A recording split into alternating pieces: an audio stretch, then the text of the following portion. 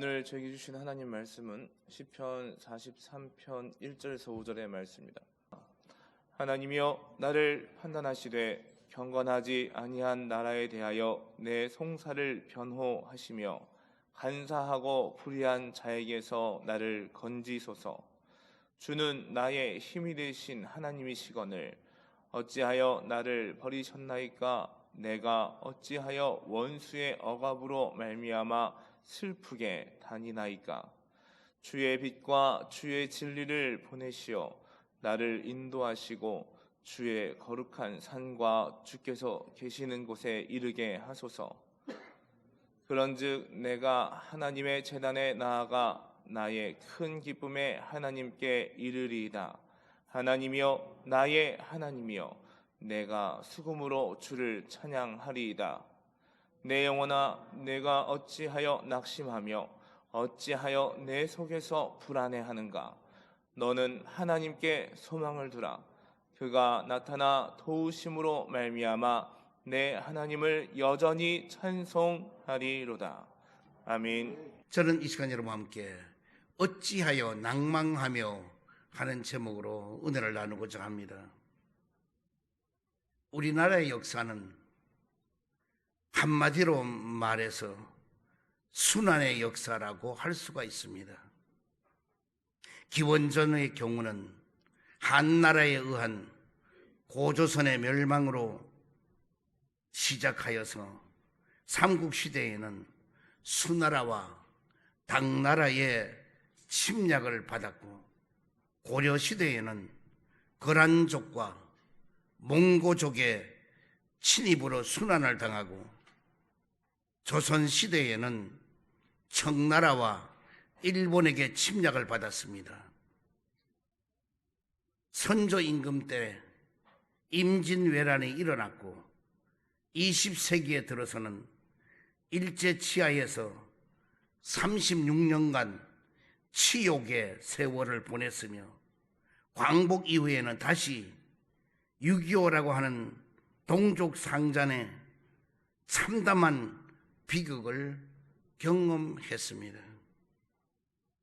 어떤 이는 우리 민족의 5,000년 역사에서 900여 회나 외세 침입을 당했다고 말합니다. 그래서인지 해마다 6월이 되면 더욱더 동족 상잔의 비극적 순환인 6.25를 상기하지 않을 수가 없습니다. 더구나 이틀 전에 6.25 전쟁이 일어난 지 71년째 되는 날입니다. 6.25의 슬픈 역사를 국가기록원 통계를 통해서 살펴보게 되면은 전사자가 국군이 13만 7,899명이고 유엔군이 3만 7,902명이고 부상자는 국군이 45만 742명이고 유엔군이 10만 3,460명이고 실종자는 국군이 32,838명이고 유엔군이 9,767명입니다. 학도의용군은 352개 학교에서 2,020명이 희생을 당했으며, 민간인 중에서는 납치 및 행방불명이 38만 7,744명이고 부상자가 22만 9,625명이고 전쟁의 미망인이 50만 명이고 고아가 5만 9천 명이었고 남쪽으로 넘어온 피난민이 61만 8천 명이었습니다. 또 6.25를 전후해서 700여 명의 목사를 비롯하여 많은 성도들이 피를 흘렸고 북한에도 1200개 내지 1500개의 교회가 무너졌습니다. 인류의 역사를 살펴보면 범죄한 사람이나 민족은 하나님께서 반드시 징계를 하셨습니다. 하나님의 은혜로 8.15 해방을 맞이했던 우리 민족도 잘 협력해서 나라를 재건해야 함에도 불구하고 하나님께 감사할 줄도 모르고 우상 숭배와 사치와 약탈과 부정부패, 중상모략 등등 그 도가 지나쳤으며 이념과 사상투쟁으로 죄로 얼룩진 상태였습니다. 더군다나 하나님께서는 하나님을 믿는 이승만 대통령에게 정권을 허락하셨지만은 민족 복음화에는 관심이 없고 자신의 정권 연장에만 혈안이 것을 보시고는 북쪽에 있는 붉은 몽둥이로 친 것이 바로 6.25인 것입니다. 당시의 공산당은 유일한 저항 세력인 기독교를 조직적으로 말살하기 시작했습니다. 이것은 우상 숭배를 버리지 못한 우리나라에 대한 심판의 채찍이고 사명을 감당 못한 한국 교회에 대한 하나님의 징계의 채찍이었습니다. 그래도 감사한 것은 우리 민족에게 아픔과 순환을 당하면서도 피를 흘린 순교자들의 피가 호소하고 있었기 때문이에요. 그리고 교회에서는 기도하는 많은 사람이 있었습니다. 김일성의 일방적인 침략으로 남단의 항도 부산까지 밀려났으나 당시의 부산의 교회들은 부산에 그 머물러 있던 모든 주의 종들과 함께 모여서 서대신동 항생교회에서 회개와 금식으로 하나님께 기도하는 교회 모습이 하나님께 보여드렸던 것입니다. 그리고 또 초량교회에서는 대통령을 비롯하여 부통령, 각 장관들이 모여서 기도했던 것입니다. 하나님은 성도가 고통을 당할 때에 사랑의 손길을 펴서서 위로와 해결을 짤을 세워주신다는 것입니다.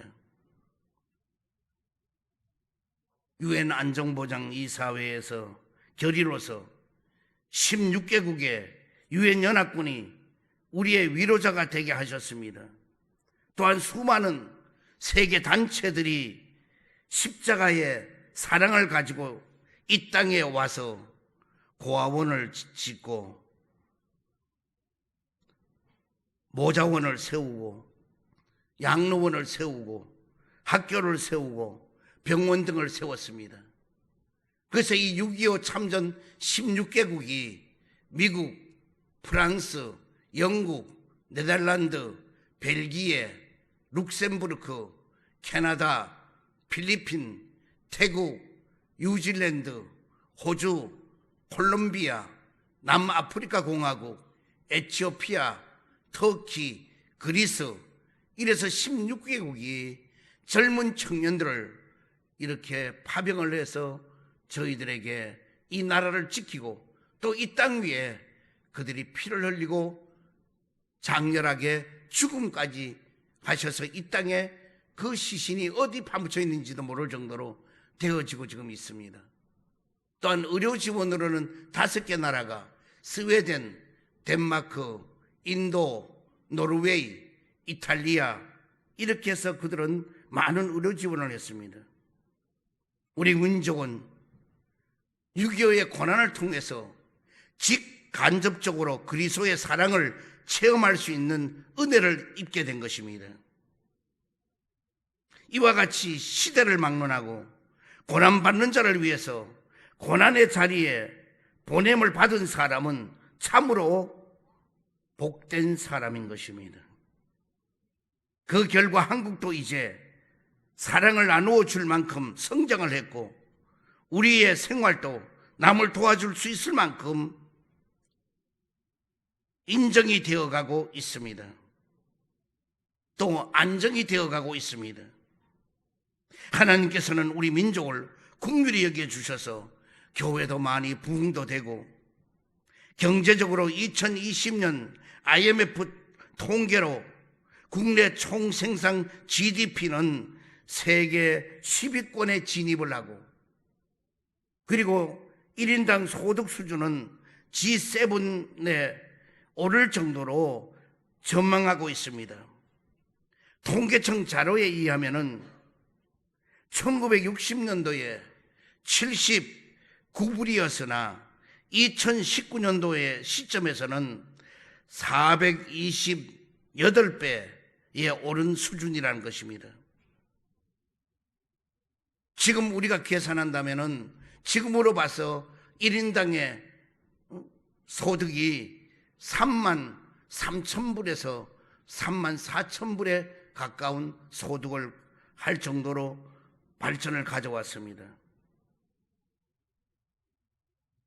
그렇지만은 피를 나눈 동족은 지금도 남북으로 대치 중에 있고 처자를 남겨두고 왔거나 또는 부모와 생이별을 한 이산의 아픔은 아직도 미결 과제에 있습니다.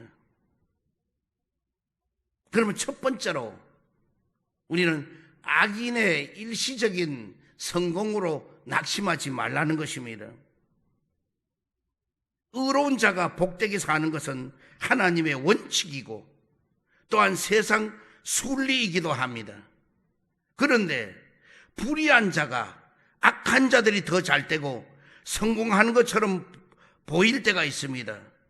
이럴 때에 열심히 믿음으로 살아보려고 노력하는 성도들은 하나님이 행하시는 그 섭리에 의심을 품고 실망하기가 쉽습니다.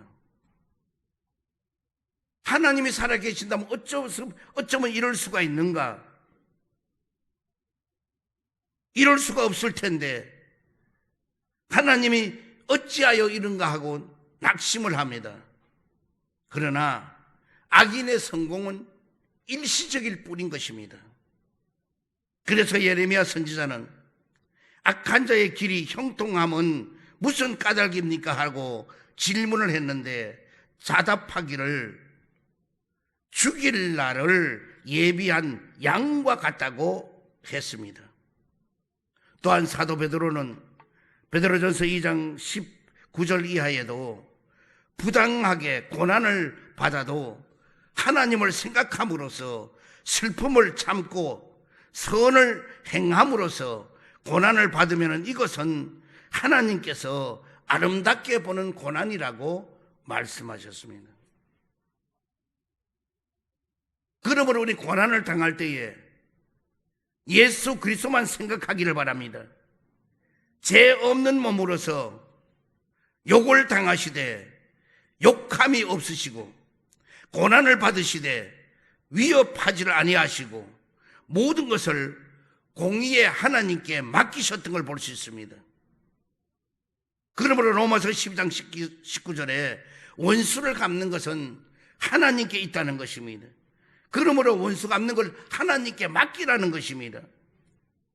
그래서 나의 힘이 되신 하나님은 절대로 변개하지 않는다는 것입니다. 두 번째로 환경과 때가 험악해도 낙심하지 말라는 것입니다. 우린 찬송가 373장 보면은 큰 물결 일어나 나 쉬지 못하나 이 풍랑으로 인하여 더 빨리 갑니다 하는 가사가 있습니다.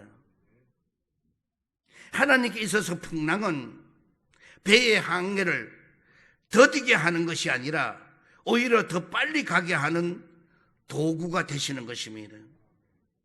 삶이 복잡하고 힘들 때에 낙심하지 말라는 것입니다. 고난의 터널은 분명히 지름길인 것입니다. 하나님을 의지하고 굳게 믿으라는 것입니다. 느헤미야는 그 위협과 모함을 무릅쓰고 성벽을 다시 쌓아 올렸던 것을 볼 수 있습니다. 사드락과 메삭과 아벳느고는 하나님을 의지하고 7배나 더 강한 풀무불 속에서도 그들은 살아나고 승리했던 것입니다. 입다는 기생의 아들로 태어난 비천한 태생이지만 그걸 초월해서 암몬과 전쟁에 싸워서 이겼던 걸 볼 수 있습니다. 다니엘은 포로로 잡혀갔지만은 그 나라 총리 대신이 된 것을 볼 수 있습니다. 로마서 12장 21절에 악에 지지 말고 선으로 악을 이기라고 말씀해 주고 있습니다. 신명기 33장 27절에 영원하신 하나님이 내 처소가 되시니 그의 영원하신 팔이 내 아래 있도다.